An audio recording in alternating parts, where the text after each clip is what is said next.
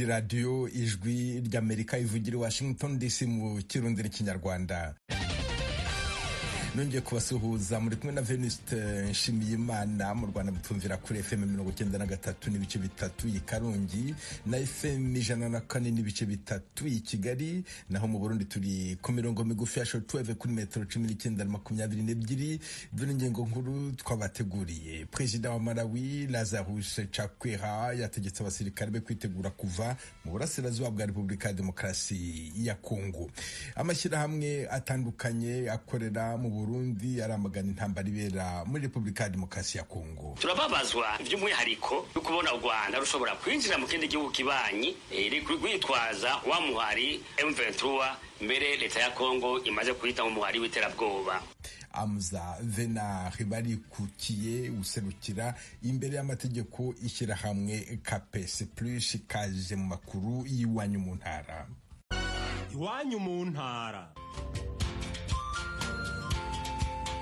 Tuyagire mwisanzuye kwijwi rya Amerika. Ni kuva kuwa mbere gushika kuwa gatanu kuva isaha 7 gushika isaha 7 n'igice z'umutaga. Iwanyu mu ntara, iwanyu mu ntara, iwanyu mu ntara.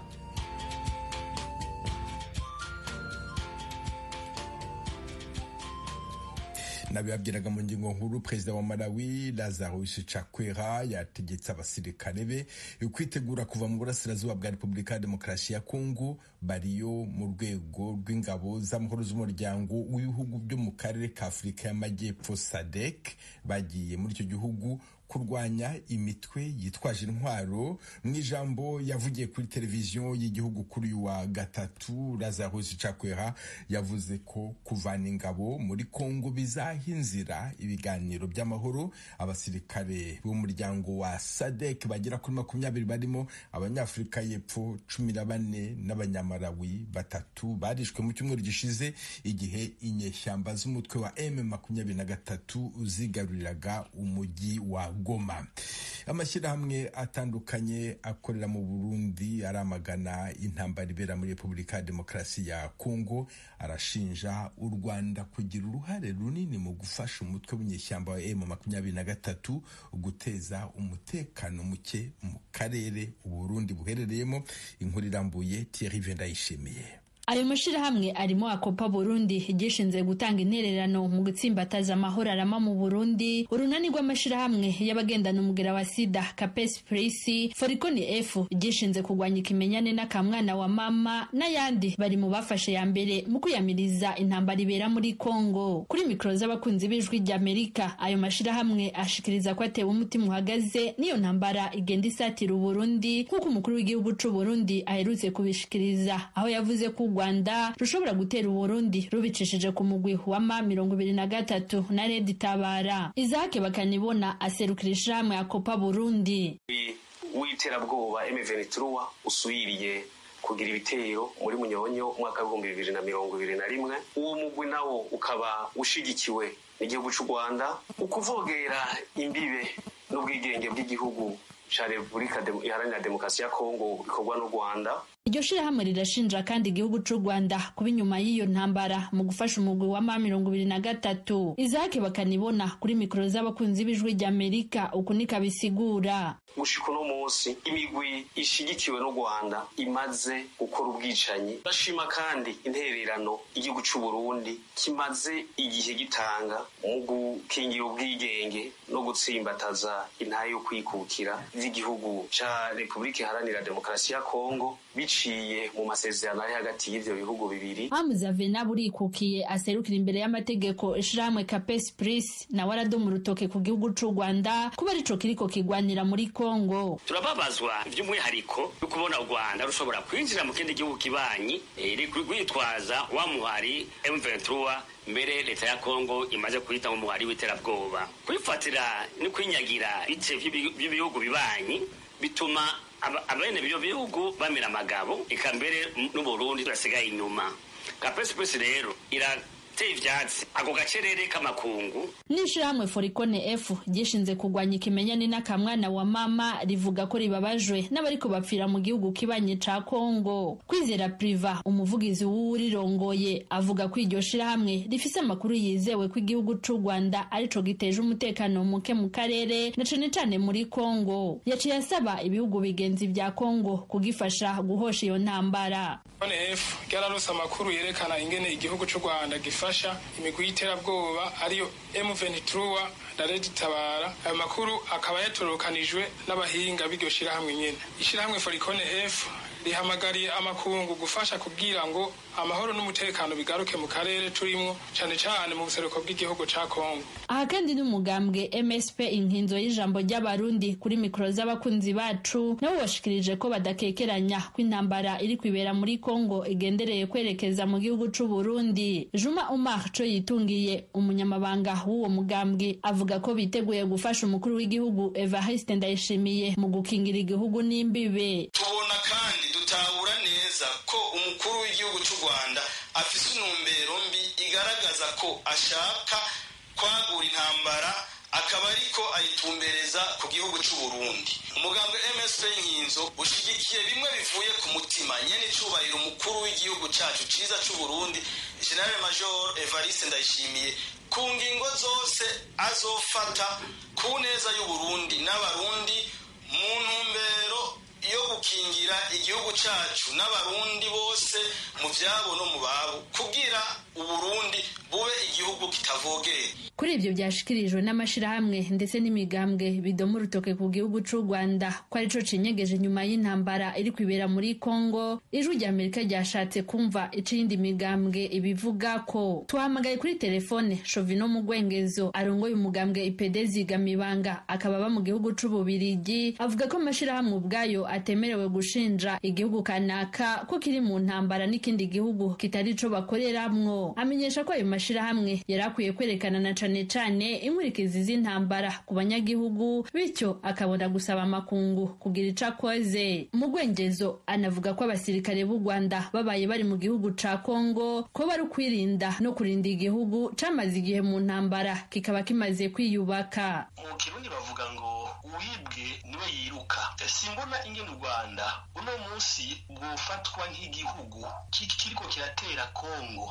Rwanda intambwe zacu kiriko kiratera imbere ni intambwe ziteye umutima uhagaze ibindi bihugu uravye iterambere u Rwanda rugezeko. Icyo ruharanira ni ukubaho kwago kuko vyaravuzwe yuko washaka bimaze iminsi vyigaragaza yuko hari urunani hagati ya Kongo n'Uburundi babifashijwemo n'interahamwe zakoze ibara kwica umuriyoni w'abanyarwanda mu kiringo c'amezi 3 ariko nta shirahamwe rifise ububasha n'uburenganzira bwo gudoma ku rutoki ngo igihugu kinaka kigo kirasatira igihugu kinaka.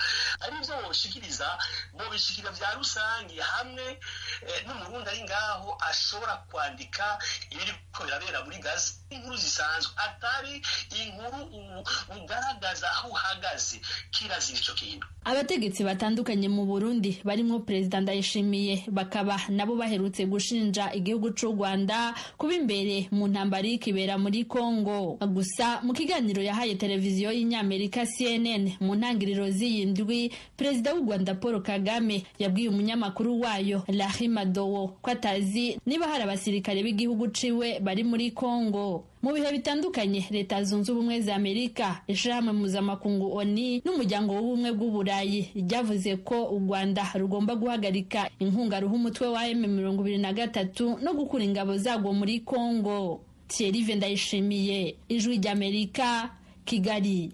Bamwe mu bagenzi bakora ingendo hagati y'umujyi wa Uvira wa Repubulika ya Demokarasi ya Kongo na Bujumbura mu Burundi bamara amasaha menshi mu muhanda bitewe n'ubwinshi bw'imodoka z'abarundi zijya gushakira lisansi muri Kongo. Uvira, Vedaste Ngabo.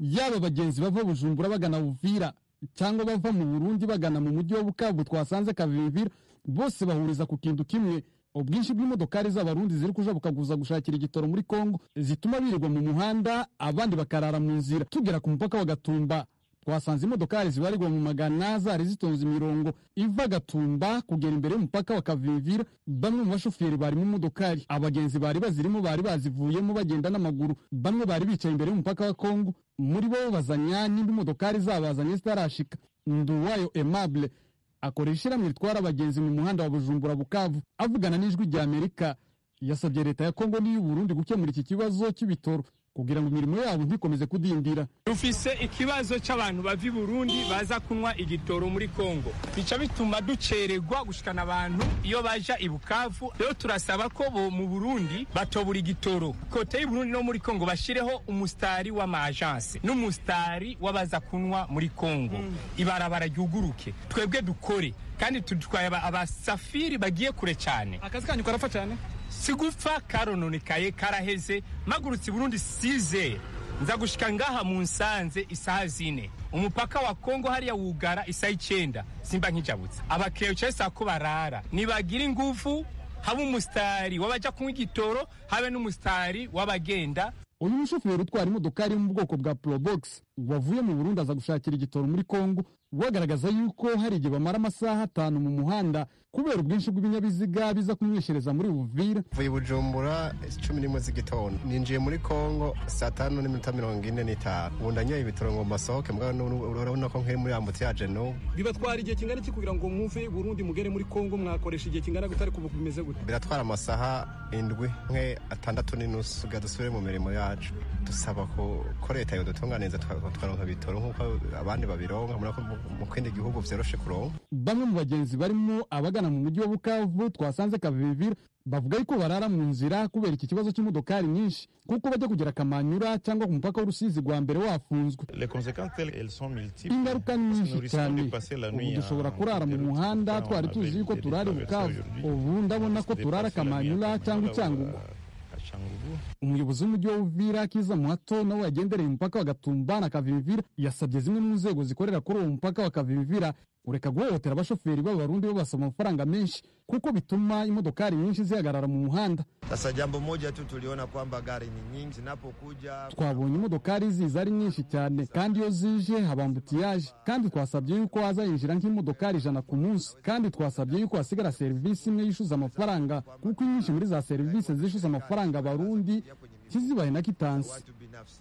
Nubwo aba bashoferi n'abagenzi binubira iyambutiyaje yatewe n'ubwinshi bw'imodokari, bamwe mu bacuruzi ba lisanse bari Kavimvira bavuga yuko uyu murimo bakora bakwiye mu bukene, kuko ku munsi hari abagurisha amabido y'ibitoro 50 aha Kavimvira ku muhanda.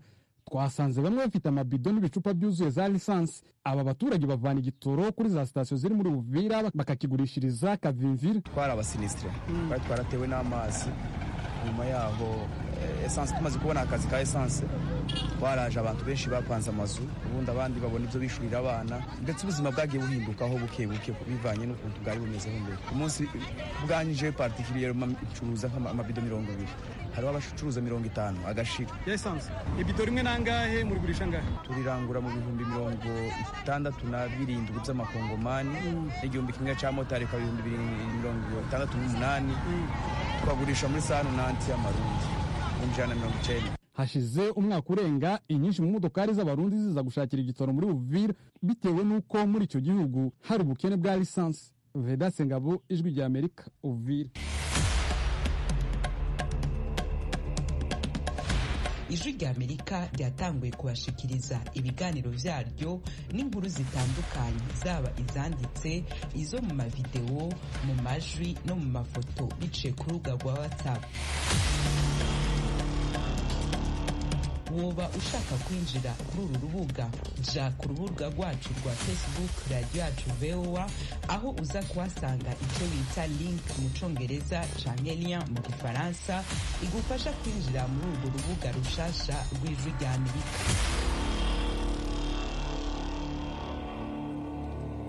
mukomeje kumva radiyo ijwi ry'Amerika ivugira Washington DC mu Kirundi n'ikinyarwanda. Mu Rwanda, Sylvain Sibomana yabwiye urukiko rukuru ko atigeze aba umuhuzabikorwa w'ishyaka Dalpha Umurinzi rya Victoire Ingabire Umuhoza utavuga rumwe n'ubutegetsi bw'u Rwanda. Ubushinjacyaha bumurega gushaka guhirika ubutegetsi bwa Perezida Paul Kagame ku bufatanye na Ingabire Victoire. Kigali, Eric Bagirugusa.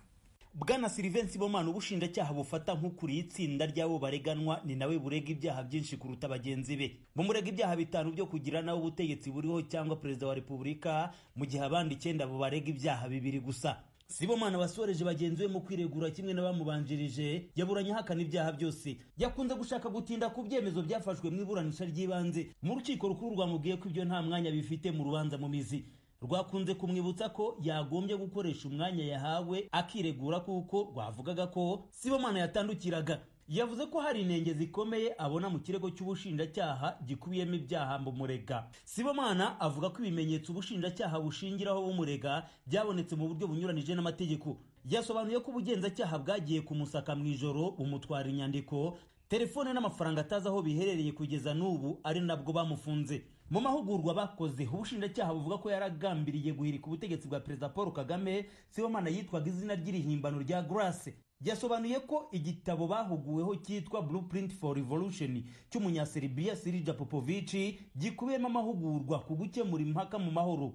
Avuga ko ayo mahugurwa yayamenyeshejwe n'uwitwa Asumutuba mu mahanga, nawe bahuriye ku rubuga rwa Facebook. Sibomana nta kibazo abona muri ayo mahugurwa kuko yemeza ko akiga muri kaminuza Butare yari yarayakozeho. Ayavuze ko Boniface Nzabandora wemeje ko ariwe wasabye ayo mahugurwa ku busabe bwa Ingabire Victoire. Sibomana ataramaze igihe baziranye. Kuba bahugurwaga barakoreshaga amazina y'amahimbano, uregwa yemeje ko igitekerezo cyaturutse kuba bahuguraga. Yavuze ko ibyo ubushinjacyaha bumurega bitashoboka kuko bahuguwe ku gukemura amakimbirane nta uhutajwe.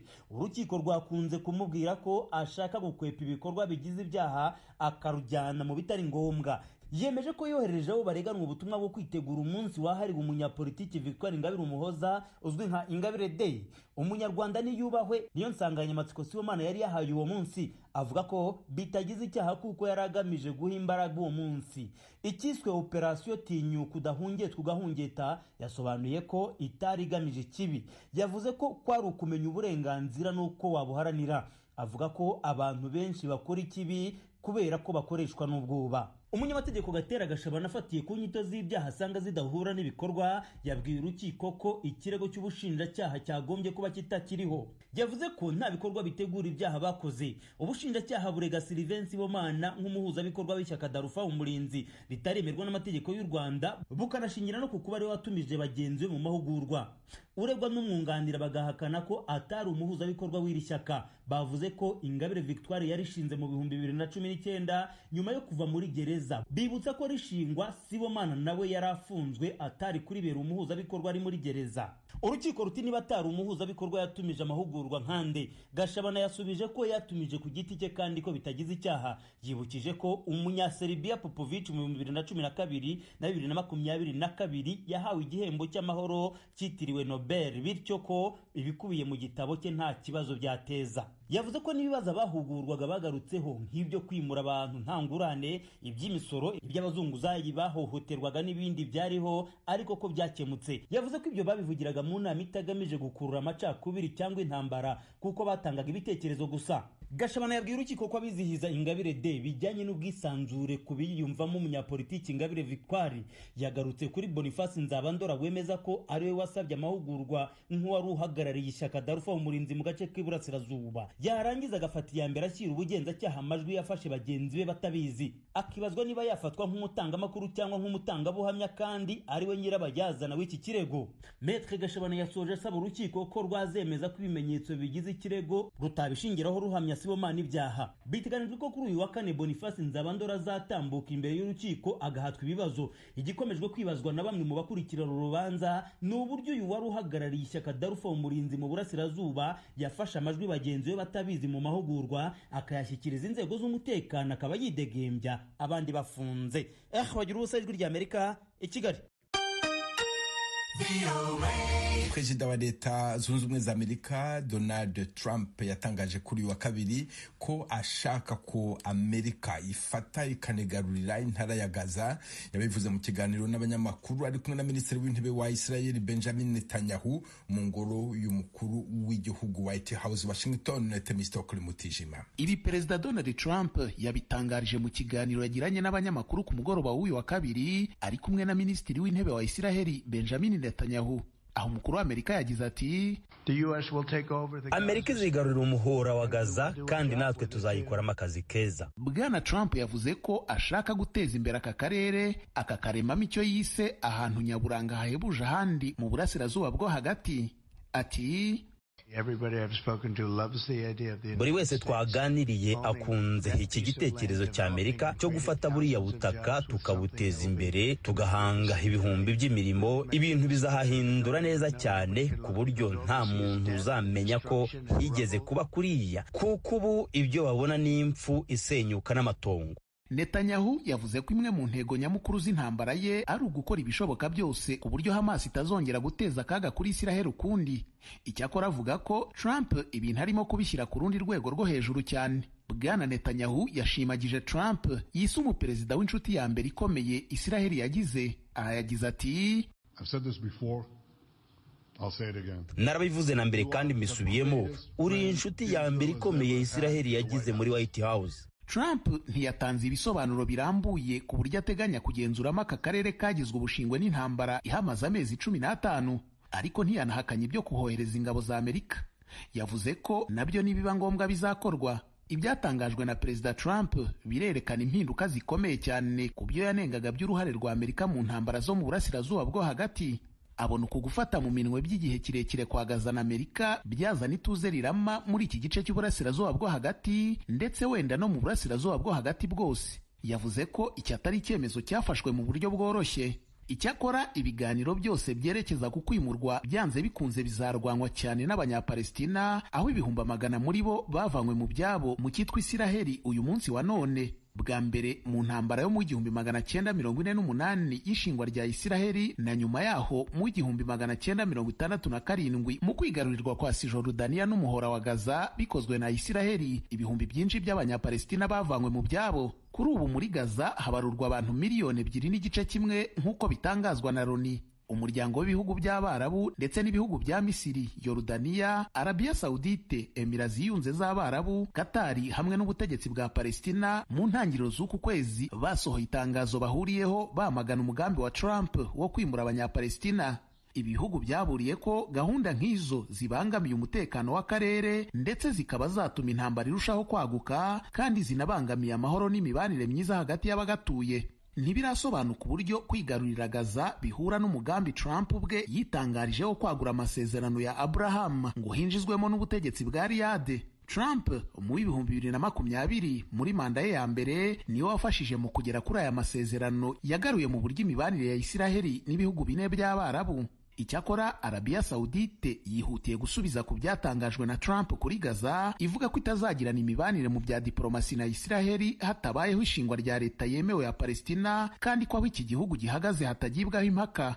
Mu gitondo cy'uyu wa kabiri aganira n'abanyamakuru kuri White House, Steve Witkoff, intumwa y'Amerika mu burasirazuba bwo hagati, yavuze ko ubutegetsi buteganya kongera kuganira kuri bimwe mu bigize amasezerano y'agahenge yatangiye kubahirizwa ku itariki ya 19 y'ukwa mbere. Ni ukuvuga umunsi umwe mbere y'uko Perezida Trump arahirira gutangira inshingano.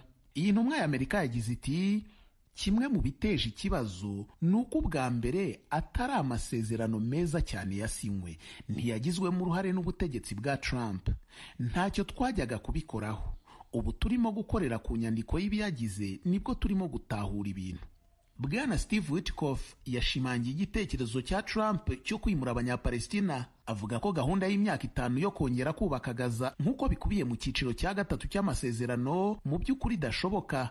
Ahmed Fouad Al-Khatib, umushakashatsi mukuru mu kigo Atlantic Council, avuga ko ugutsimbarara kwa Trump ku kwimura abanyapalestina bishobora kugaragaza inyota yo kongera kuganira ku masezerano y'agahenge, cyane cyane ku cyiciro cyayo cya kabiri. Uyu mushakashatsi aganira n'Ijwi rya Amerika yagize ati intego ishobora kuba ari uguhatira umutwe wa Hamas guhitamo hagati yo kureka ku bushake kugenzura Gaza cyangwa kuva muri uyu muhora, niba uyu mutwe wifuza ko Isiraheli hava cyangwa ikongera kuhubaka, cyangwa se uyu mutwe ukisanga abaturage bose bahavanywe ku gahato nubwo ko ibyo bizashyirwa mu ngiro bitazwi. Uguhura kwa Perezida Trump na Netanyahu kuje mu bihe by'ingenzi cyane kuri uyu mutegetsi wa Isiraheli ubu uri ku gitutu cyabo mu ihuriro ry'amashyaka rye ngo arangize aka gahenge. Bwana Netanyahu kandi ari ku gitutu cya rubanda banyotewe n'uko imirwano yarangira bakabona irekurwa ry'abasigaye ku bajyanywe bunyago na Hamas.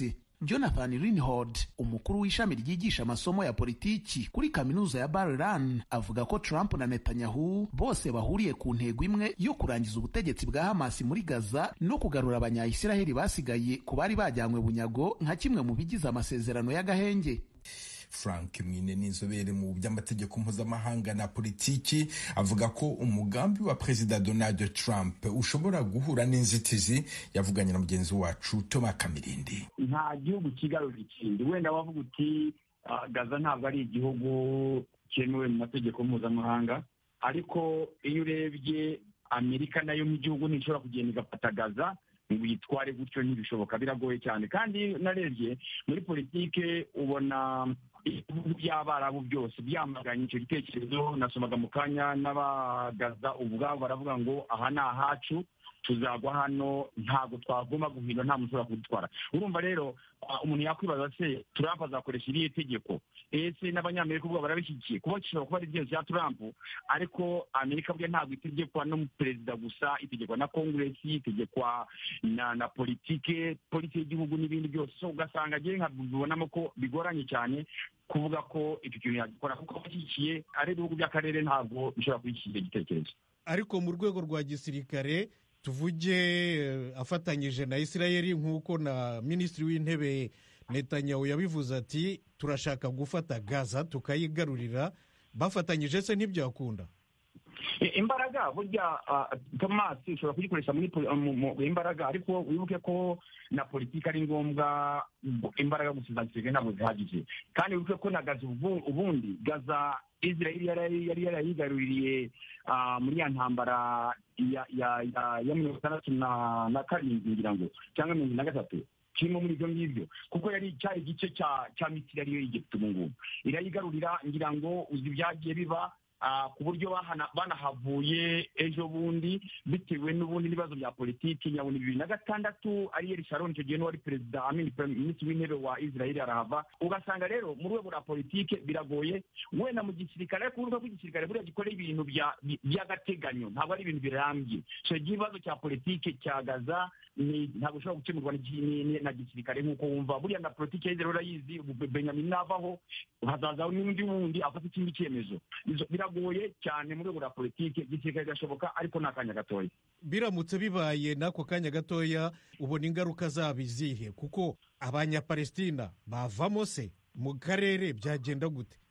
Icyo ni ikibazo buri muntu wese yibaza, kuko kugira ngo uvuge ngo wafata abantu none si bari bafashe Afghanistan bavuyeyo.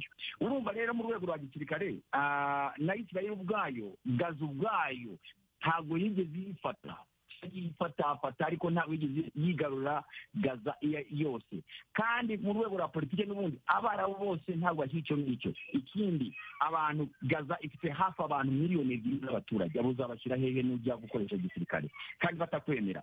Uzajya mu inyeshyamba zitangiye n'ubundi abantu bo gupfa, ubone n'ubundi politiki iyo ngiyo ya Trump inaniranye, kuko ntabishyikiwe n'abaturage ba Israel b'Abapalestina, ntabishyikiwe n'abaturage b'akarere b'ibihugu by'Abarabu, n'Abanyamerika ubwabo n'Abayisiraheli ubwabo. Wasanga arabavuga bati ntibishoboka kuko bigeze biba birananirana. Minisitiri w'intebe Netanyahu wa Isiraheli ndetse na Perezida Trump nawe yabisubiyemo, bajya muri za Yordaniya cyangwa se na Misiri, mbese bakava muri Gaza bakagenda muri ibyo bihugu bindi, niko bavuze. Kubivuga ni kubikora ni ibintu bitandukanye, kuko reka ngo urugero abantu miliyoni 2 ni ikihe gihugu kizemera kubatwara? Yorodani zizabatwara, ntizabemerera, kuko unarebye muri Yorodani ubwayo abapalestina nabo ni benshi cyane, ku buryo bateza nabo umutekano mukeya. Muri Lebanoni nuko, muri Siriya nuko. None ni ikihe gihugu kizemera gutwara abantu kugira ngo bave mu gihugu cyabo? Wakongera guteza ikindi kibazo ahubwo ku kibazo cyo gukemura cyabo, kuko baravuga bati mwumvikane, ibyo bita two state solution. State solution ebyiri ni Israel na Palestina bituranye bibana mu mahoro. Frank Mwine ndagushimiye cyane. Namwe murakoze cyane. Ni hano dusoreje aya makuru y'iwanyu mu ntara, mwakoze kudutega amatwi. Dukomeje kandi gahunda yo gusigasira umuco karande n'ururimi gakondo, dore umugani uyu munsi: isoni zirisha uburozi. Umunsi mwiza, mwari kumwe na Venuste Nshimiyimana. Radio Ijwi ry'Amerika yabaye igisubizo cyacu. Radio Ijwi ry'Amerika